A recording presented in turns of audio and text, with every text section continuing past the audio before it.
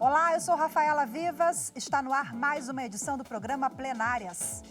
Os destaques da semana entre os julgamentos do plenário do Supremo Tribunal Federal você confere aqui na TV Justiça.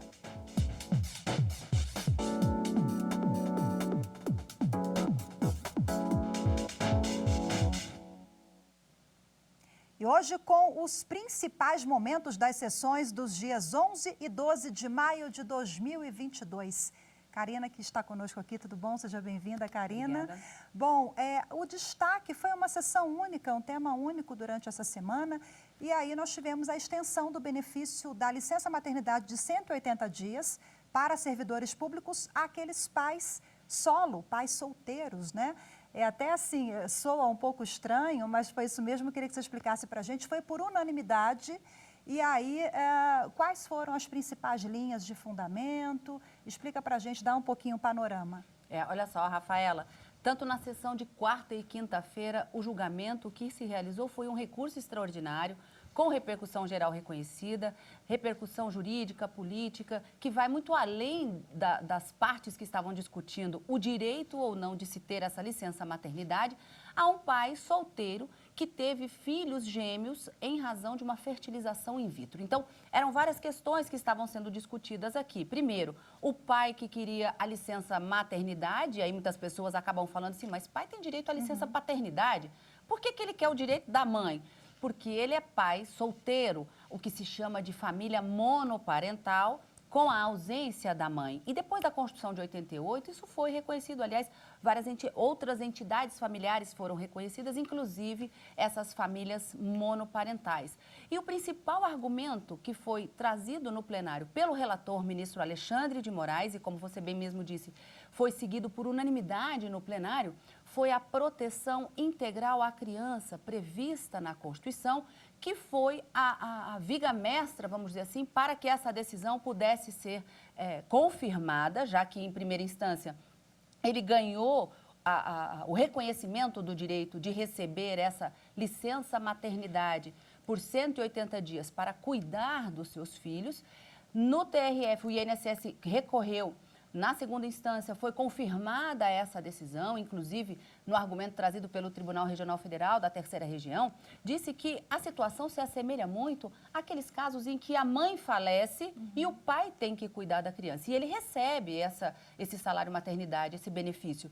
E que negar esse direito porque seria uma fertilização in vitro, seria uma violação ao princípio da isonomia. Então, são esses dois grandes pilares da Constituição, o princípio da igualdade e também a proteção integral ao menor, que os ministros levaram em consideração para, por analogia, em razão da ausência de norma prevendo esse direito, os ministros garantiram aos servidores públicos a possibilidade de, em sendo uma família monoparental, pai solteiro, mesmo que seja por fertilização in vitro, receber o salário maternidade, negando assim provimento ao recurso que foi apresentado pelo INSS. Ao longo do programa a gente vai falar um pouquinho quais foram os fundamentos trazidos pelo INSS, quais foram os principais argumentos trazidos pelo ministro relator, que acabou prevalecendo no plenário nessas sessões de quarta e quinta-feira. Maravilha, Karina. Bom, antes da gente aprofundar mais, detalhar esse julgamento, vamos falar agora do plenário virtual.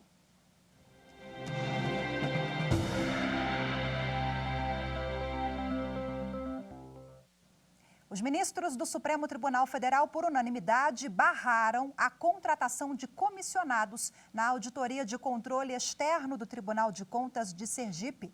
Vamos ver agora essa decisão com o repórter Renato Rosa.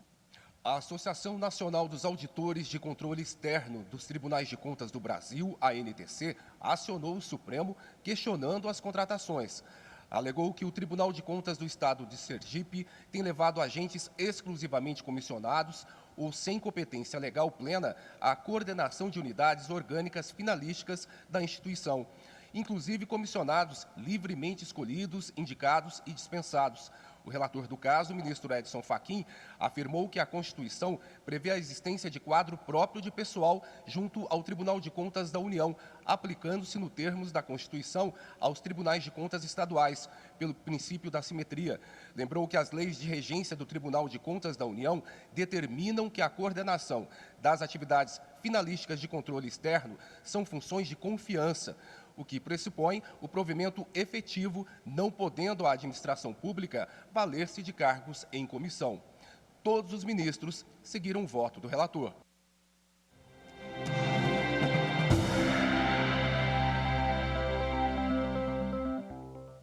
E na sessão plenária de quarta-feira, os ministros do STF começaram a julgar um recurso extraordinário com repercussão geral, que questionava a extensão do benefício da licença maternidade de 180 dias a servidores públicos que sejam pais solteiros. A Karina Zuccolotto já explicou um pouquinho para a gente. Agora vamos acompanhar a reportagem de Marta Ferreira, que acompanhou os debates no plenário. O caso chegou ao Supremo depois que o INSS recorreu de uma decisão do Tribunal Regional Federal da Terceira Região, com sede em São Paulo, que aceitou a concessão de licença paternidade de 180 dias a um perito médico. O servidor público que entrou com ação na Justiça é pai de gêmeos, gerados por fertilização in vitro em 2014. No recurso ao Supremo, o INSS alega que o benefício deve ser dado apenas à mulher gestante, em razão das características físicas e biológicas que a vinculam com o bebê, de modo diferenciado do vínculo paterno, e que os pais já possuem o direito à licença de 5 dias. O recurso tem repercussão geral reconhecida, ou seja, a decisão deve ser adotada em casos semelhantes em todo o país. O julgamento teve início com a manifestação do INSS, que alega que a decisão questionada atinge a esfera jurídica de toda a administração pública. Isso implica dizer que a concessão de licença gestante à servidora e ao servidor público prescinde de discussões como, por exemplo, sobre o equilíbrio financeiro e atuarial do regime de seguridade, tendo em vista que a licença à gestante, desde a emenda constitucional 103 de 2019, passou a ser uma questão de gestão de recursos humanos no âmbito da administração pública. O advogado do servidor público alegou que é preciso levar em consideração a proteção à criança.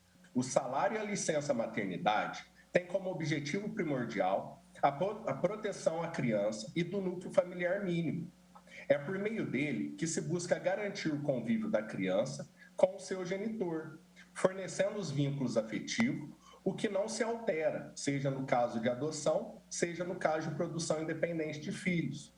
Em especial, o que se refere à licença maternidade, entendemos que tal instituto jurídico é destinado ao cuidado do recém-nascido, sendo certo que a liberalidade da escolha da mulher-mãe pode ser alterada e destinada aos pais ou aos avós, no caso de falecimento da mãe no parto. O Procurador-Geral da República, Augusto Aras, defendeu a validade da extensão do benefício da licença de 180 dias ao chamado pai solo, que é o único responsável pela criança. Se o recém-nascido não tem a figura da mãe, mais ainda se justifica que se lhe assegure a presença do pai. Não se trata apenas do direito de o pai estar com a criança, mas principalmente do direito e da necessidade da criança estar com seu pai, que desde cedo vai lhe propiciar cuidado, amor e assistência integral. Ao pai solo, que exerce os cuidados nos primeiros meses do filho recém-nascido, hão de ser garantidos o convívio e as condições necessárias para que se resguarde a criança e seja garantida a sua proteção integral. O relator da ação no Supremo é o ministro Alexandre de Moraes. Ele destacou os princípios da igualdade e da isonomia e frisou que a Constituição, ao conferir especial proteção à família, rejeita a discriminação entre homem e mulher no exercício da parentalidade. Assim, negou provimento ao recurso. Essa corte tem, como eu pretendi demonstrar, em alguns casos, presidente, tem reiteradamente realçado que a Constituição de 88, no artigo 227, bem como a partir da opção do Congresso Nacional, no Estatuto da Criança e do Adolescente, adotado a doutrina da proteção integral e o princípio da prioridade absoluta em relação às crianças e os adolescentes, enquanto pessoas em desenvolvimento, aos quais devem ser asseguradas todas as condições para a convivência familiar, de maneira harmônica, segura, quer seja o vínculo familiar biológico ou estabelecido não só pelo Instituto da Adoção, mas também pelo Instituto da Guarda. Moraes, então, propôs a seguinte tese de repercussão geral. No caso concreto de negar provimento ao recurso extraordinário para manter o acordo recorrido, e fixou a seguinte tese de repercussão geral. À luz do artigo 227 da Constituição Federal, que confere proteção integral da criança com absoluta prioridade, a licença maternidade prevista no artigo 7º, inciso 18, da Constituição Federal de 1988 e regulamentada pelo artigo 207 da Lei 8.112 de 1990, estende-se ao pai genitor monoparental em respeito ao princípio de isonomia de direitos entre o homem e a mulher. Karina, a reportagem já adiantou um pouquinho ali no trecho do ministro, mas quais foram os principais fundamentos do voto do relator? Olha só, sem dúvida alguma, aquilo que a gente falou logo no início do nosso programa hoje, o princípio da isonomia foi a tônica para garantir a esse pai também o direito de receber essa licença maternidade de 180 dias que é prevista no serviço público, mas também a proteção integral à criança que também está prevista lá na Constituição. E a grande discussão aqui era sobre a ausência de legislação que garanta a esse pai solo, dentro dessa estrutura de entidade familiar monoparental, o direito de receber esse benefício. Mas o ministro, por analogia, acabou aplicando e mantendo a decisão, como a gente comentou no início, da sentença de primeira instância e também os fundamentos do TRF para manter e conceder o direito a esse servidor. O ministro disse que o fato dele ser servidor, e isso foi um argumento trazido até pelo ministro Luiz Roberto Barroso também, o fato dele ser servidor do próprio INSS faria dele um garantidor, né, do direito do empregado receber esse salário maternidade também. E o ministro relator, no seu voto, ele disse que reputava inconstitucional qualquer previsão no regime de previdência dos servidores que excluísse a possibilidade destes pais solo, não é, solteiros, de receber o salário maternidade. Porque um dos argumentos do INSS justamente era esse. Ele não faz parte do regime da Previdência Social, regime próprio regime geral da Previdência. Ele é servidor público, mas o ministro disse que mesmo no regime dos servidores, se houver essa exclusão, fere o princípio da isonomia e que, portanto, ele reputa inconstitucional qualquer previsão nesse sentido. E o ministro ainda lembrou a jurisprudência da própria Corte para a proteção não só do bem-estar da mulher, como também da proteção da criança. Então, nós tivemos decisões recentes até, em que o plenário garantiu essa proteção, por exemplo, a mulheres trabalhadoras, gestantes ou lactantes, para não serem obrigadas a trabalhar em locais insalubres e que, inclusive, garantiu a igualdade de licença maternidade tanto para as mães gestantes como as mães adotantes. E, seguindo essa linha, portanto, acabou entendendo pela improcedência desse recurso apresentado pelo INSS e a manutenção da decisão para conceder essa licença de 180 dias a esse pai solteiro, servidor público, médico perito do próprio INSS. Daqui a pouquinho a gente explica os argumentos do INSS. Bom, a conclusão deste julgamento no plenário do Supremo Tribunal Federal, você confere daqui a pouquinho, depois do intervalo, a gente volta já já.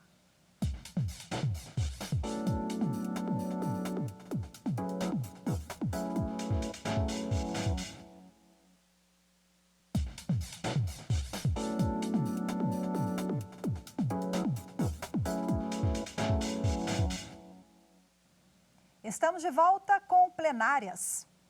Na sessão plenária de quinta-feira, os ministros do Supremo Tribunal Federal concluíram o julgamento do recurso extraordinário com repercussão geral, que trata da extensão do benefício da licença maternidade de 180 dias aos servidores públicos que sejam pais solteiros. Por unanimidade, os ministros decidiram conceder a licença. Marta Ferreira também acompanhou o julgamento. Vamos conferir agora na reportagem. A discussão chegou ao plenário depois que o INSS recorreu de uma decisão do Tribunal Regional Federal da Terceira Região, com sede em São Paulo, que aceitou a concessão de licença paternidade de 180 dias a um perito médico. Ele é servidor público do próprio INSS, pai de gêmeos gerados por fertilização in vitro em 2014 e entrou com ação na Justiça. O INSS alegou que, como o autor do pedido era servidor público, não é possível falar em salário maternidade, benefício do regime geral de previdência social. Em relação à licença análoga à gestante, afirmou que, na ausência da mãe biológica, a administração pública federal já reconhece esse direito aos servidores, independentemente de gênero ou estado civil. O relator da ação no Supremo é o ministro Alexandre de Moraes. No primeiro dia de julgamento, Moraes destacou os princípios da igualdade e frisou que a Constituição, ao conferir especial proteção à família, rejeita a discriminação entre homem e mulher no exercício da parentalidade. Assim, negou provimento ao recurso. Essa corte tem, como eu pretendi demonstrar, em alguns casos, presidente, tem reiteradamente realçado que a Constituição de 88, no artigo 227, bem como a partir da opção do Congresso Nacional, no Estatuto da Criança e do Adolescente, adotado a doutrina da proteção integral e o princípio da prioridade absoluta em relação às crianças e os adolescentes. Na retomada do julgamento, todos os ministros acompanharam o voto do relator. A questão aqui não se coloca na centralidade do pai, mas sim na centralidade da vida que brota deste gesto de amor, de abnegação, da vida que é verdadeiramente refletida no sentido genuíno da relação paterno-filial e materno-filial, que é adotar com a verdade do coração, que muitas vezes está acima da verdade do sangue e que transforma a família numa comunhão de vida, numa história escrita a muitas mãos. É preciso enfatizar que este recorrido tem o direito constitucional de fazer a opção por ser pai e de ser o bom pai que ele quer ser. E nós queremos é que os homens se igualem às mulheres, assumindo esta presença e essa vontade de ser ótimos pais, como nós tivemos, e que não é secundário na vida de quem quer que seja. A presença da mãe é imprescindível, a do pai também é, e este recorrido, este homem, quer ser um bom pai, demonstrou isso, e tem o direito. Negar que também o pai solteiro, que tem o mesmo poder, dever de cuidado com os filhos que a mãe, como destacou a ministra Carmen Lúcia, possa afastar jus ao afastamento laboral desse homem para se dedicar à prole, significaria, no meu modo de ver, resgatar a lastimável divisão sexual do trabalho, reforçando a discriminação e o preconceito contra a mulher no mercado de trabalho brasileiro. O recurso tem repercussão geral reconhecida, ou seja, a decisão deve ser adotada em processos semelhantes em todo o país. Alexandre de Moraes, então, propôs a seguinte tese. À luz do artigo 227 da Constituição Federal, que confere proteção integral da criança com absoluta propriedade, e do princípio da paternidade responsável, a licença maternidade, prevista no artigo 7º, inciso 18 da Constituição Federal de 88 e regulamentada pelo artigo 207 da Lei 8.112 de 90, estende-se ao pai genitor monoparental. Karina, vamos entender agora quais eram os principais argumentos do INSS para não ter que pagar esse benefício, não conceder. O principal argumento é de que não havia lei para se obrigar o INSS a fazer esse pagamento da licença maternidade ao pai solteiro. E argumentava-se, inclusive, que a legislação prevê a licença paternidade de 5 dias e que o pai não ficaria desamparado. Mas são situações diferentes, né? Então, como a gente falou, o juiz de primeira instância considerou que, por analogia, deveria ser aplicado o caso da mãe que falece e o pai tem que ficar responsável pela criação do próprio filho. E esse foi um dos argumentos, inclusive, porque em 2013 houve uma modificação na CLT para garantir esse direito tanto ao pai adotante como ao pai que obtém a guarda dos filhos para que ele receba esse salário maternidade. Então, aplicou-se por analogia essa mesma situação a esse pai servidor nessa produção, vamos dizer assim, independente, né, solo, por meio de fertilização in vitro.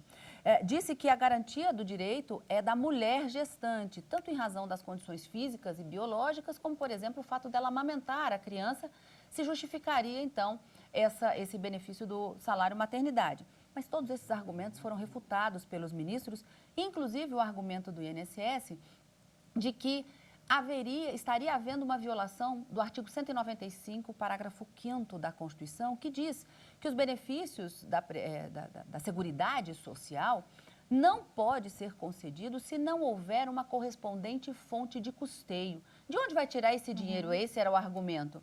E o ministro Alexandre de Moraes, relator, mais uma vez, foi seguido por unanimidade pelos ministros no plenário, disse que o direito à licença maternidade é um direito previsto na Constituição e que não haveria que se falar de forma alguma em violação do 195, parágrafo 5º, como pretendia o INSS.